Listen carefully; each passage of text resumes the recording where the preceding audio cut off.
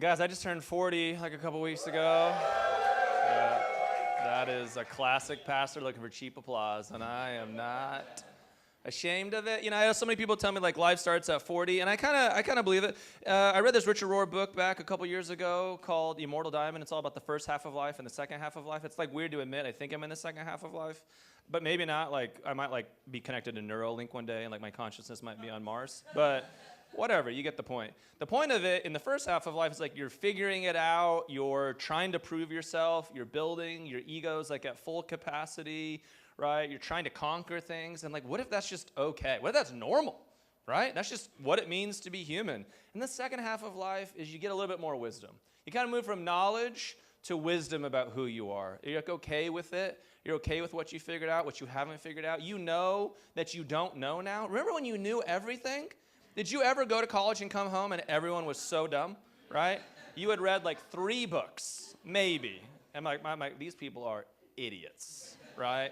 Every single one of them. Also, I grew up in like the evangelical church world. So I grew up in the world of knowledge, not wisdom. That's not a crack on it. I just think that's what it was. Like it was like knowledge about salvation, right? I needed to memorize the Bible. And if I just memorize more of the Bible and I have more knowledge about the Bible, then my life was going to work out. Anyone grow up in an environment like that?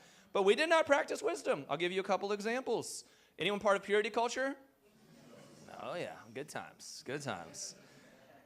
So we would do purity culture, conferences, talks, pledge cards, and then the next night you would do lock-ins. There's no wisdom there, right?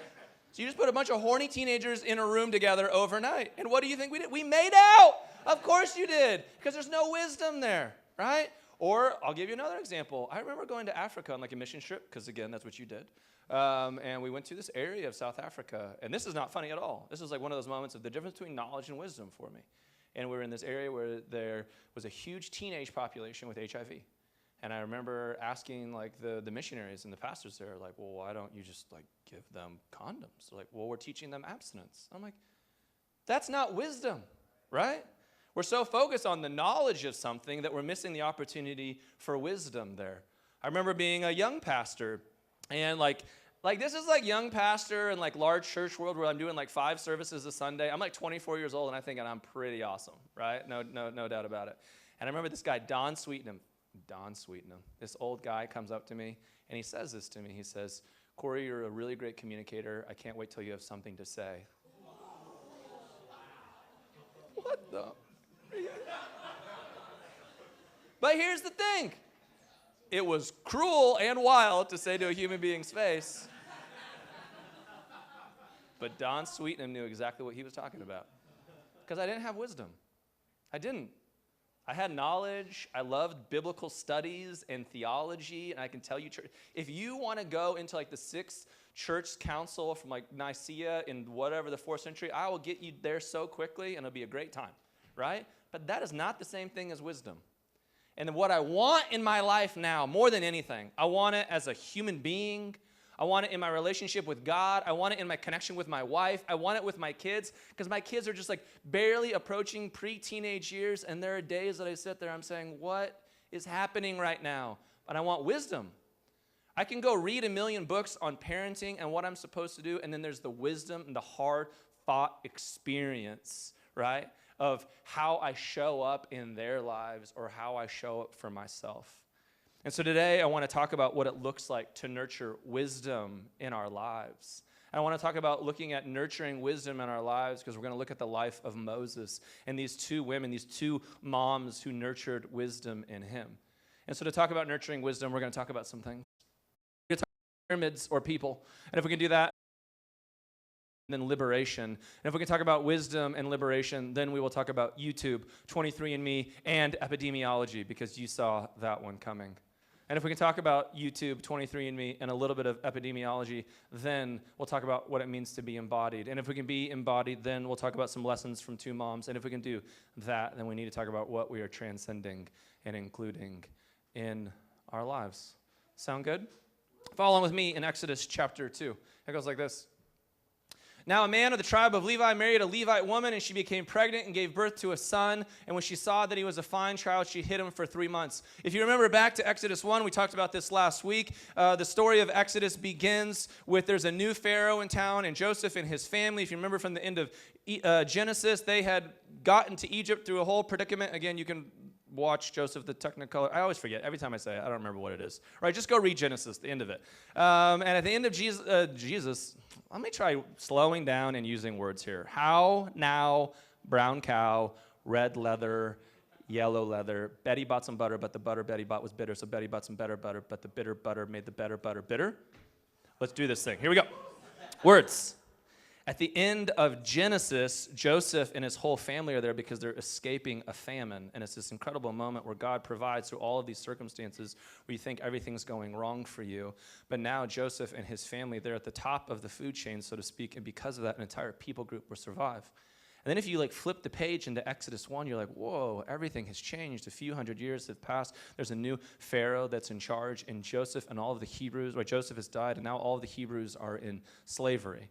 And so if you're following along in the story, you're kind of figuring out what's going on here. And then at the beginning of Exodus 1, it's these midwives who are really the ones who stand up against Pharaoh and these systems. If you were here last week, we shared the story of courage from these women and how we can explore courage on our own lives. And we had someone, Noemi, who's from our community. She painted this really beautiful painting. And it really represents the wisdom of these women who embodied these different realities from Moses and who really shaped him. And so that's what's going on in the story so far. Now we're in Exodus 2, and those midwives, what they did is when they kind of raged against the machine of Pharaoh, they created a path for life. And now, because of that, then Moses is born into the world. So but when she could hide him no longer, she got a papyrus basket for him and coated it with tar and pitch, and then she placed the child in it and put it among the reeds along the bank of the Nile. And his sister stood at a distance to see what would happen to him. Then Pharaoh's daughter went down to the Nile to bathe, and her attendants were walking along the riverbank. And she saw the basket among the reeds and sent her female slaves to get it. Next slide. There we go. She opened it and saw the baby, and he was crying, and she felt sorry for him. This is one of the Hebrew babies, she said. Then her sister asked Pharaoh's daughter, shall I go and get one of the Hebrew women to nurse the baby for you? Yes, go, she answered. So the girl went and got the baby's mother. Right, there's drama here. This is a lot going on in a really short amount of time. We need this to be narrated. There's they're all going to die, they're going to live, then the baby's in a river, and there's crocodiles, and then we come back, and someone saves the baby, and then the baby goes back to the Hebrew woman. It's trying to build tension in the ancient world about what's going on here. It's trying to set up for you all the ways that God works in unexpected ways. It's trying to set up for you that what if sometimes God shows up in places that you could have never imagined, that the person who's going to come rescue Moses in this story, rescue this child, are the very people who are oppressing them. It's just showing you that this whole story is filled with surprise and wonder and curiosity, and that's trying to set you up so that you can get ready for liberation. It's trying to set you up so that you can get ready for freedom in your own life. Because what knowledge would tell you about learning about the Bible is that you take the Bible just literally and you learn Bible facts and you learn what Moses did, and then his sister was Miriam, and then they went to Midian and they did all these things. Did anybody learn the Bible that way? But what the Bible is trying to teach you is stop learning it so literally that you don't take it seriously and that you miss the wisdom of what's going on here. This is supposed to be a narrative and a story that you find yourself in, because this is a universal story that represents the story of all of humanity. And that's why it's here in the book of Exodus, setting you up for a journey that every human being will experience. And it's a story that goes sometimes in life, there are seasons, or there are just lifetimes, or there are multiple lifetimes where things are not working out for you or the people around you. But what God does is God shows up in unexpected ways. Or simply a story of this. Have you ever just felt overwhelmed? Have you ever just felt like everything is working against you? Have you ever had a sense that there are systemic structures in this world that seem far out of your control, and every day those systemic structures maybe lead you to a little bit of insanity? I'm just speaking hypothetically, but asking some questions. And in the midst of all of that, can there be freedom? I think in the world that I came from, it was always about, can there be salvation? There's nothing wrong with that. I get the idea that we want to be saved from something, but I think what the Hebrew Bible and really what Christianity sets up for us in the New Testament is really, are we being saved for something? Or maybe better yet said, are we being liberated for something? That really what we want as human beings is we want to be freed. But then the Bible's really asking you this question: what if you got it? what if you got freed?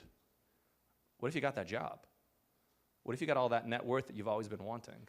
What if your dreams of why you came to Los Angeles to pursue your career, what if you got that credit on that thing and you held that Golden Globe or Oscar or Emmy or whatever the thing may be on that stage and you gave that speech? What if you got everything that you thought that you wanted to be freed for?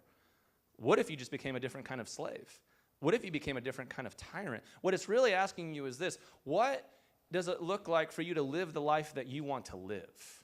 Who are you becoming? That in the story of Scripture, it's always setting us up with this universal tension point because it's trying to say, you've been here somehow. You've been here in your life in different ways. Maybe it's you that brought yourself here. Maybe it's your own pain. Maybe it's your own breaking of wholeness or shalom in your own life. Maybe it's your own decisions. Maybe it's addiction. Maybe it's a lot of those things. Maybe it's other people.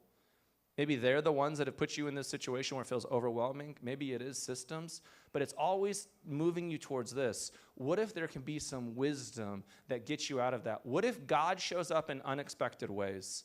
And what if the story is not just about God showing up in unexpected ways and freeing you from that thing? What if the real story is that God did God's part and showed up in unexpected ways and freed you, saved you, liberated from that thing, and now God wants you to live a life that actually works for you?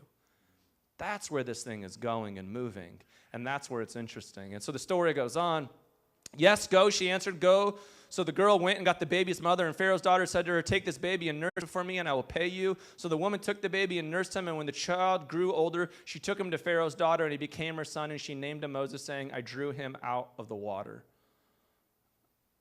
And I guess that's the end of the verse. I forgot. Great. Perfect. The universal wisdom that's in this story is that there's two women that are embodied here, and they both teach us very different things. They teach us different things about what it means for our lives to work for us. The first is the Hebrew mom. There's a part of all of our stories that is this Hebrew mom. Have you ever been in an overwhelming place and things are not working out for you and you feel the pressure of life and you are scared, you are terrified, you are anxious, and you have to find strength within yourself to make it through? That's real life. You have to find strength. That's the healthiest part of who you can be. Because there are a lot of other options, and I have picked all of those other options, just so you know, in my life. I've picked victimhood there. I've picked poor me, boo-hoo. And by the way, I'm not just being like, oh, there are not victims in this world. There are real victims in this world. But the story of Scripture is always saying, yes, we name that, we acknowledge that, but also, what does it look like to not stay there in your narrative? What does it look like to be liberated from those things? What does it look like to acknowledge them? I grew up in the world of knowledge when it came to sin, that I lived in the knowledge of evangelicalism where I was participating in sin management. And what I was told about sin is that there was this idea that I could just get rid of it, fix it, and it would go away. Anyone ever participate in that? Instead of maybe, what if sin is this disruption of wholeness in your life? What if it's your shadow self? What if it's your ego? What if that thorn in the flesh, whatever that thing may be that you want to call it, whatever that oppression is, whether it's individual or systematic, what if that thing is not something that is eradicated? What if that thing, because of wisdom and through strength and through God's help, eventually becomes a teacher in your life? What if that thing is constantly there because it shows you who you can be and it's a unique part to you? That seems to be more true of what I've experienced in humanity. I go to 12-step rooms, and when I go to 12-step rooms, I'm constantly reminded of the strength and hope that's in that room. And it's not a reminder that this stuff gets magically fixed. It's a reminder that this stuff is there, but the more wisdom I have in my life, the more that I can observe these parts of me, and they don't have to rule over me. And so one of the things we learn from this first mother, this Hebrew mom in Moses' life, is that it's this embodied reality of strength. It's this embodied reality of resiliency. It's this embodied reality of adaptability. And I think that's a universal reality that's within every single one of us. It's fascinating to me that when you look up studies about who's happiest in the United States of America, do you know which people group it is? First-time immigrants. Isn't that interesting? They're the happiest people in the United States of America. They're the happiest people in the United States of America for a few reasons. Family, generally super strong family bonds and systems, where they have to rely upon each other, and it's that need for connection and relationalism that keeps them moving. It's their understanding of optimism and opportunity that keeps them going, that it's all looking up from there, right? You're in a position of life where you have a choice. It can either be life is hard and difficult, which it is, or I am in the valley and there's only mountaintops above me. Completely different way to view life, right? It's all about resiliency and adaptability in a different way. You've been forced to be adaptable. And I feel like I learned so many lessons from those stories. I learned so much wisdom from that narrative. And for me, it's how do I participate in this aspect of wisdom? That how do I participate in this part of wisdom that says you need strength, Cory, and able to keep going on? That you don't need just knowledge here about some things. You got to go through some experiences in life in order for you to really understand what you're all about. By the way, so I'm coming up on my 19-year wedding anniversary. I'm looking for cheap applause again, so there we go. I know, I look like I'm 12. You're welcome. Yeah, it's, I really did get married at 21, though, which is, by the way, that is insane. Let's talk about that real quick. Not meant to be in my sermon, but let's talk about, where was the wisdom there? I think about this all the time. I've said this in here before, but when we're 21 and we go around and we say we want to get married, first of all, if my 21-year-old child came to me and said I'm getting married, I'm like, no, you are not. That is crazy, right? Everyone in our life at the time were like, that is an awesome idea. You should go do that. Moral sex. Nothing will go wrong. You guys will be fine, and God will take care of you. Which in some ways, we're so grateful it worked out, truthfully. But I've learned so much in it because when you're married to somebody, they're a mirror for you for all of your stuff, right? And I remember sitting in therapy with my wife early on in our marriage, and she says to me, I think you like the idea of being married more than you like being married. Ugh.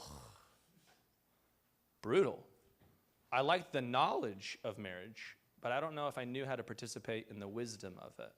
I don't know if I knew how to participate in the wisdom of it because I was missing some wisdom in my own life, and that wisdom at the time is that I had never nurtured this reality that I am loved and that I am okay on my own.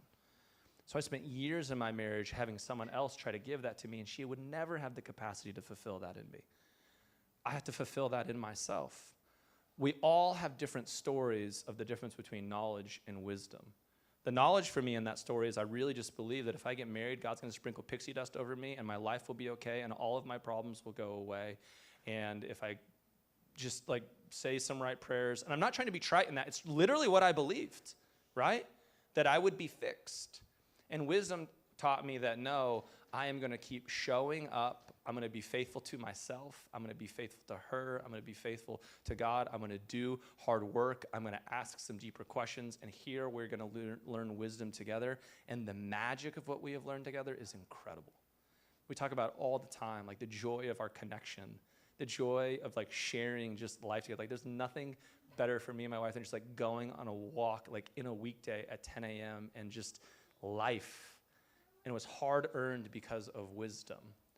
And I think that we all want that strength, right? To endure in our lives, to endure those family dynamics, to endure that relationship, in some ways to endure yourself long enough, to be gracious to yourself long enough, to be gentle with yourself long enough, just like a mother in this story.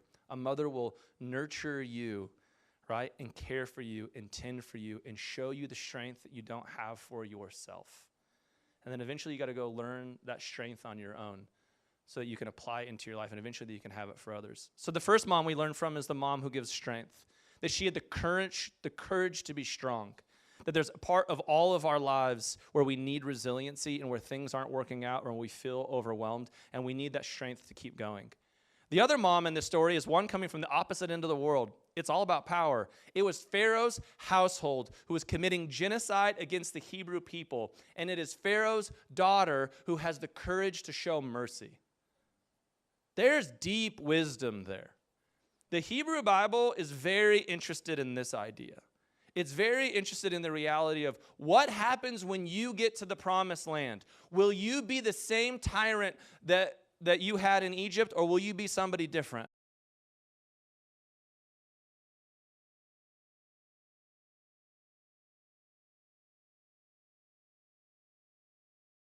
Very scary when you believe that you're right or when you have certitude about what you got to because you believe that your success is proof that God's working out for you. I've experienced a lot of that in life. When the success that you have is not necessarily the reality of God's blessing, right? But the reality is that there are people who do get there. And the wisdom of this person is saying, when you do get there, if you do have power, if you do have authority, if you do have responsibility in this world, who will you be now? And you got to ask yourself that question in life, wherever stage of life I'm at. If I'm one of those people, if I'm just in a relationship, you've got power and authority. If you're a parent, you have power and authority. If you're a boss in any way, shape, or form, you've got power and authority. If you're a social media influencer and people come and look at your stuff to like your stuff because you got something to say to them, you've got power and authority. There's all kinds of different power and authority that we have. And the scriptures are saying, are you learning mercy in that power and authority? Are you learning humility with that power and authority? Are you learning the ability to be curious with that power and that authority in your life? That we sometimes need strength and we sometimes need to learn mercy, and that those things are constantly in tension with one another, but there's wisdom that's there for us. I am a part of this incredible organization. A lot of you know this, but like every pastor at New Abbey has another job or owns a business, things like that. I own a business. I work for this great company, and one of the things we have in this company is we have this incredible education foundation. And this education foundation teaches me wisdom all of the time. It's like 55 years old, and in this foundation, what happens is that every year we give 2,000 scholarships to first-generation Latino immigrant kids. And we give it to them because we know that they have had incredible resiliency to endure. These are kids who made it through their high school. They were the top of their classes. They got to USC. They got to NYU. They got to all of these colleges. But here's the difference in their life. They have no one in their life who has the wisdom of what it looks like or the experience of what it looks like to go through college and how to build your life around that. Not because anything's wrong with them. They just never had anyone do that before. And so if you don't have somebody modeling for you this wisdom, modeling for you this experience, it's very difficult to go do it on your own. And there's a 10% retention rate for those kids to graduate college now because there's so much pressure from their families to go get into the workforce. So we come alongside these families, and what we do is we work with them and we share with them how their child now might be able to move forward in a different way in life and have a different type of wealth or different type of economic status that will benefit this family for generations to come. And what happens is we move those kids, and sorry, I got to slow down on this part. We go partner with the families. This is my favorite part. We go to the moms and dads and the aunts and uncles and the abuelas and the abuelos, right? And you sit in rooms with them and you share experience and stories of, if you can just wait a couple more years, this might change your life. You participate in saying, you already have the strength. You've already shown all the resiliency. Now we want to come alongside you as the family so that you can support this kid, so that they can know that they're on the right path. They've done all this work, and when they get through this may change the trajectory of generations to come. And we move from a 10% retention rate to a 100% retention rate with those kids. It's incredible. In the sharing of that wisdom,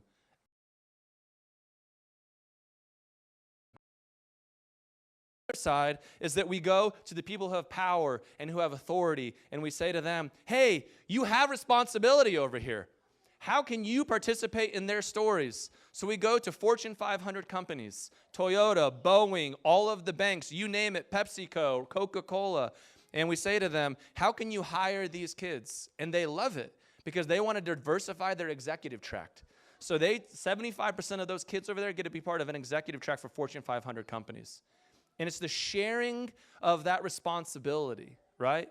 It's the sharing of saying, you already have your thing going for you here, and you guys got yourselves to the place that you want to be, but wisdom in life is now this. How do you share the responsibility that you've hard-earned so that you can bring other people up with you?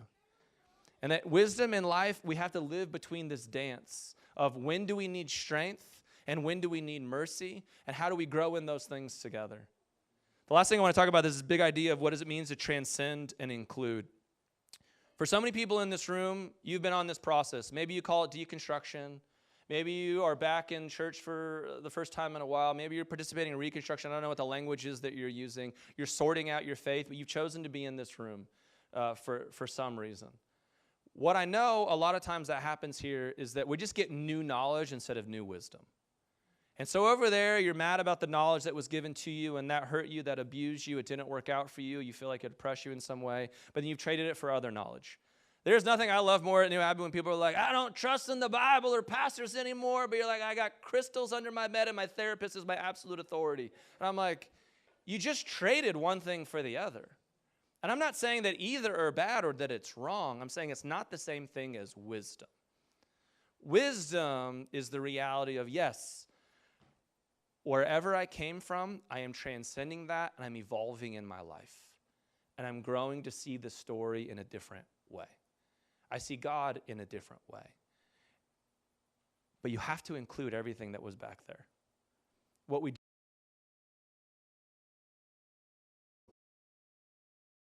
everything that happened back there and pretend it was bad, but we're just trading one form of fundamentalism for the other.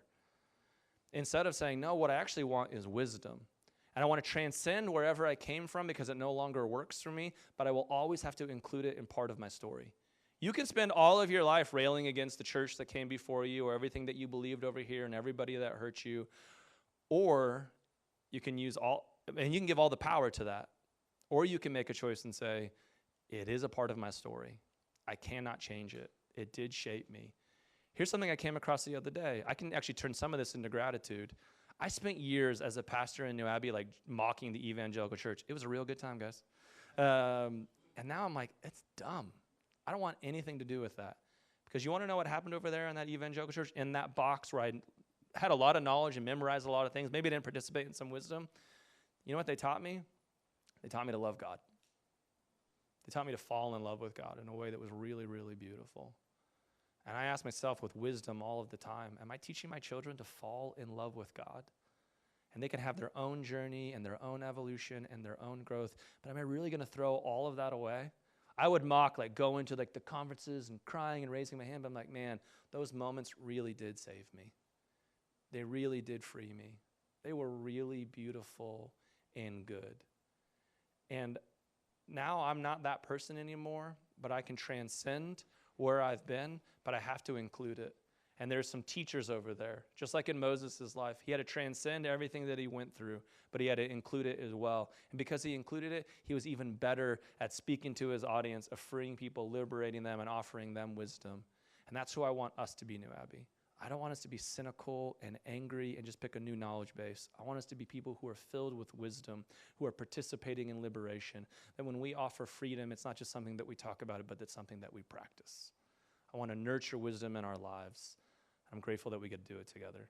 Would you find the same 3 or 4 people around you? Would you answer this question? How can you nurture wisdom in your life? Enjoy.